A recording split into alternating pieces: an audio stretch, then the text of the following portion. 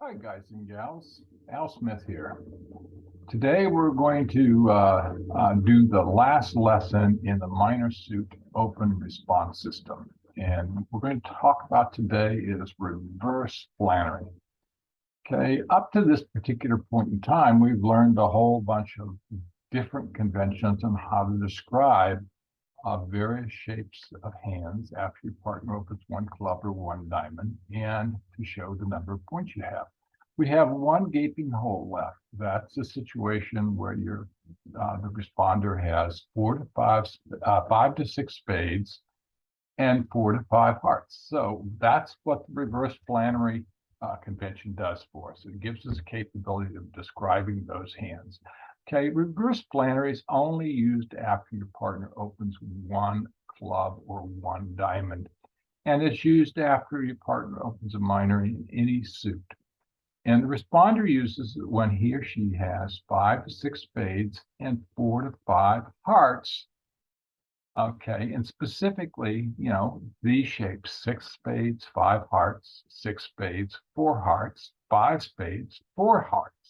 Okay, so those are the shapes that the responder needs to have when using reverse Flannery. Okay, and the responder uses it with two different point ranges: a good 7 to 9, or a 10 to a bad 12. Now, I put in the good and the bad and so forth because these are really overlapping ranges. You have to use your judgment as to whether you think it's a good hand or not so good hand. For example, you can actually have a 10 high card, 10 length points that's got a lot of queens and jacks, so you can count it as 9. So use your judgment, because all hands are not created equal but have the same number of points. Okay, now we're going to use standard bids when we have these shapes, but in different point ranges. If we've got less than or equal to a bad 7, we're not going to use reverse Flannery. We've got 12 plus, a good 12 plus. We're not going to use Flannery either. We're going to use standard bids. So in those situations, we're going to open one spade when we've got less than or equal to 7 or 12 plus. If we've got 4 hearts and 4 spades, I just bring this up so you can see what the full range is. We're going to bid 1 heart, because we're going to bid the 4-card suit up the line. And if we got 5, 5, 6, 6, 7, 6, or 6, 7, what we're going to do is we're going to bid the spades first. That then allows us to bid the hearts second. Okay, so the purpose of reverse Flannery is to tell opener that we have more spades than hearts. It's really key. We're going to have more spades than hearts. That's why it's 6, 5, 6, 4, 5, 4. And an exact point count. We're going to do all of that with one single bid. Let's take a look at that. Okay, in the reverse Flannery, partner opens at any seat with one club or one diamond. And responder initiates reverse Flannery by bidding 2 hearts. That's alertable. It's an artificial bid. It says, hey, partner, I've got 5 to 6 spades and 4 to 5 hearts and 7 to 9 length points. Got that? That's a very, very specific bid, very descriptive. And of course, if you got a couple more points, you're going to bid 2 spades. Says the same thing in terms of shape and point count. Okay, the first bid in reverse Flannery gives a very explicit definition of the number of points held within the responder's hand. It's not exact with respect to the number of cards in the 2 suits, but we'll get to that later. Okay, the opener's options after the responder bids a reverse Flannery bid, okay, and now the thing to make here is that the opener is the captain, because the opener knows what the responder shape is and the responder's point count. So the opener is the one that has the knowledge, therefore the opener is the captain. Okay, if the 1 club, 1 diamond open was in 3rd or 4th seat, what that means is that the partner, the opener, has already passed and couldn't open. Okay, and since the reverse Flannery bids are point limited bids from 7 to 12 points, what that means is that the partnership doesn't have game. Okay, so there's no point exploring game. All right, so what the partnership, the opener is going to do is going to place the contract in best suit. Okay, he's going to sign off. The situation is if the bidding was one of a minor, two hearts, okay, showing a minimum, going to pass if he likes the hearts best, going to bid two spades if he likes the spades best. And if they're using the stronger reverse Flannery bid of two spades, if he likes spades, he's going to pass spades. If he likes hearts, he's going to bid three hearts. That three hearts is not a forward going bid. It is a sign off. All right. Now, let's take a look at the situation where the one club or one diamond is opened in the first or second seat. Okay, so the opener is and the responder both have unlimited hands at this particular point in time. Okay, so now the opener, after the responder bids two hearts or two spades, initiating reverse planning, opener is going to place the contract in the best possible suit if they don't want to explore a game or slam. Okay, that's going to be the sign off. We use the same sign off bids that we used up here. However, if the opener says, hey, I've got some hearts and I've got some spades and I've got some points and we need to look at game, what the opener is going to do is bid two no trump. Okay, and this is an artificial bid. And what the two no trump bid says is, hey, partner, I want you to further describe your hand. We'll talk about that in a second. Okay, let's take a look at some hands to just see if we should be using reverse Flannery. Okay, so in this one here, the partner opened one club. All right, now we're looking here. The responder's got five spades and four hearts, a singleton diamond, and three clubs. So we've got 10, 11 length points. All right, so we've got 11 length points. We've got the right shape for reverse Flannery. So what we're going to do is bid two spades. Okay, and our partner's going to alert it. And they're going to say, what's that mean? My partner's got 5 to 6 spades. See, we've got 5. My partner's got 4 to 5 hearts. We've got 4. And he's got 10 to 12 points. Hey, we're right in the middle. Very, very descriptive, both in terms of shape and in points. All right, let's look at a second example here. It's pretty much the same. We've got 5 spades and 4 hearts, and we've got 8 length points this time. So what are we going to do? We're going to bid 2 hearts. See, 2 hearts says 7 to 9. 2 spades says 10 to 12. Cool. All right, let's look at example number 3. In this one, we've got 2, 4. We got 6 spades, 4 hearts, avoiding diamonds, and 3 clubs. Well, we've got the 6, 4. We've got 11 length points, 4, 9, 10, 11. So that's right in the middle of the range to bid what? 2 spades. So we see here that, 2 spades has described both of these hands. Okay, and now it's up to the opener to determine whether the opener wants to go forward or not. The opener could be sitting there with the singleton spade and the singleton spade and a whole bunch of clubs and diamonds and not want to go anywhere. Okay, so it's not a fait accompli there. So it just says, hey, I've got this, and it allows the opener then to query the responder as to what the responder has more explicitly in terms of the shape of the hand. Let's look at example 4 here. Here we've got 5, 4, 4. We've got, how many points we got now? We got 5 spades, 4 hearts. Cool, right? That's the right shape. We've got 14 length points. Uh-oh, that's too many points to use reverse Flannery.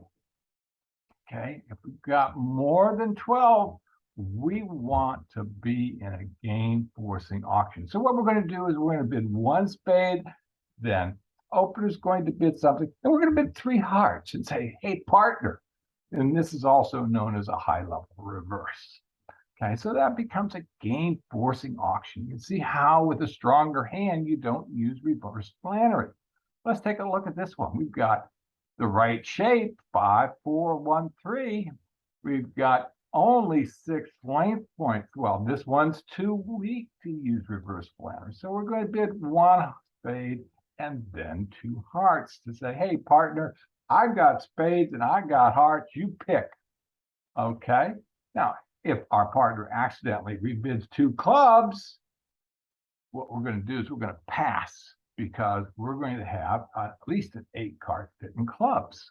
Let's look at example number 6. Now, this is a humdinger of a hand. Look at that. We got 6 spades, 5 hearts, 1 diamond, 1 club. So we've got the right shape. We've got 11 length points here. Okay, so we're going to bid 2 spades. You can say, well, look at the shape of the hand. We've got to be more descriptive. Well, we are being pretty doggone descriptive. We're saying we've got 5 to 6 spades, 4 to 5 hearts, and 10 to 12 points. I can't get any better than that. Now, the question is, what suit do you want to be in? Well, if the opener's got a minimum, or if the previously passed hand, they're going to say, okay, which suit is the best? If they've got 3 hearts and 1 spade, they're going to pick hearts. If they've got 3 spades and 1 heart, they're going to pick spades. Easy. They're going to pick the suit where they know they're guaranteed to have the most number of trumps. All right. Let's take a look at exploring game and slam. Okay, now our partner opened, the bidding has been partner opened 1 club or 1 diamond. We bid 2 hearts or 2 spades initiating it. And the opener says, hey, I've got a good hand. I want to explore game. So what do? They bid 2 no trump. And what 2 no trump says, hey, partner, responder, tell me more explicitly about the shape of your hand. Now, note, we already know the count. It's pretty narrow. It's like 2.5 points. So we don't need to know anything more about count. What we need to know about is further definition of shape. Okay, so here are the bids that are going to come in.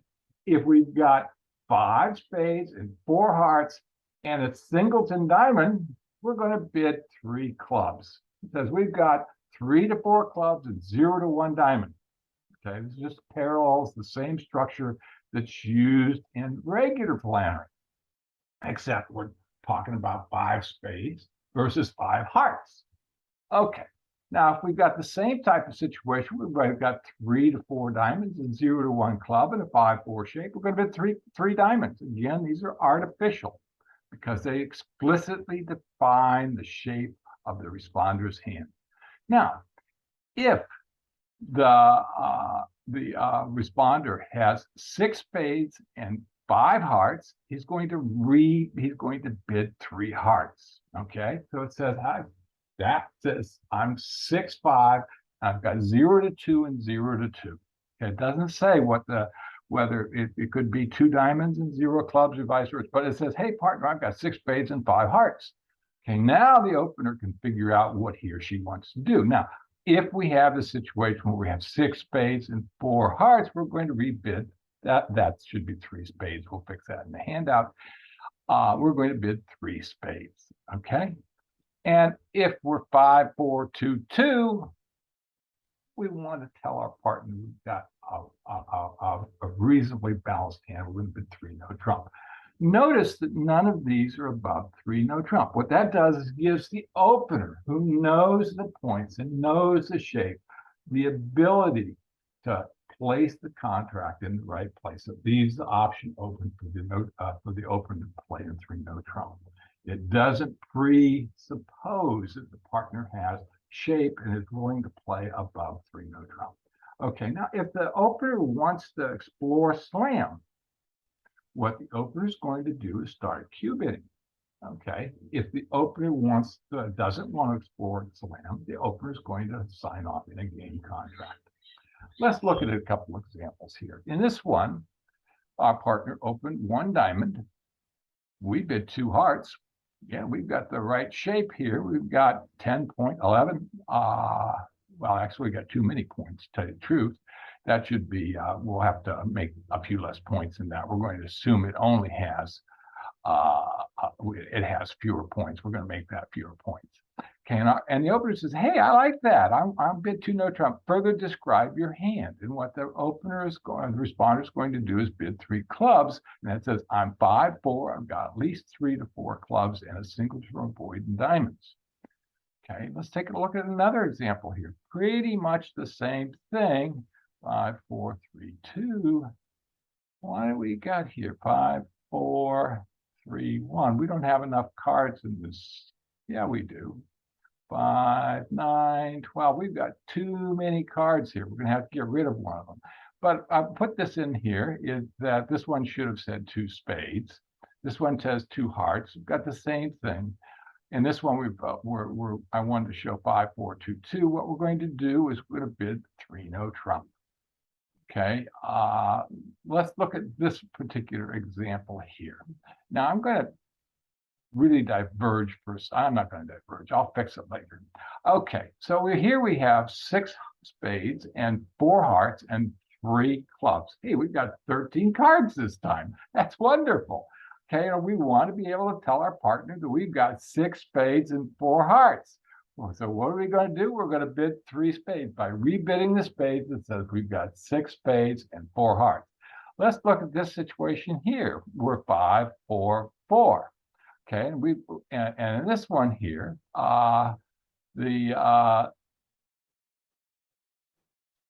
we're going to bid 3 clubs again to show that we've got a singleton or void and diamonds. All right, now here in this one here, we've 5, 4 again. Got too many cards again. We'll have to show that now. But since we have a spades here, it's going to be the same as hearts. We're going to bid 3 no trump. And in this last one where we've got 6, 5, we previously had this. What we're going to do is we're going to show we've got 6 spades. We want to show that we have 6 spades and 5 hearts. We're going to bid 3 hearts. So you can see by what the responder is bidding, they're describing exactly the shape of their hands. All right, well, that concludes the lesson for today, and also the final lesson in the response system after your partner opens 1 club or 1 diamond. Hope you have learned a lot and that you find this very useful.